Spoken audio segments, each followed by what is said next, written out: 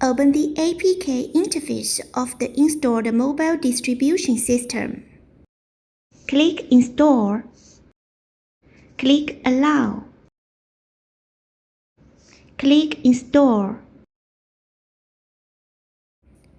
Open the application. Click Allow. Enter the login page and select English as the language. Enter username admin. Enter password admin. Click Set IP and enter your own IP address.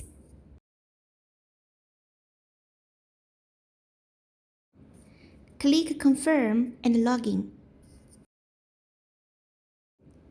Select Release. Select Terminal. Tick the terminal online, then Confirm. Tick the box. Select Program List. Select the pictures you want to play. Click Add. Select Confirm Release. Click Publish.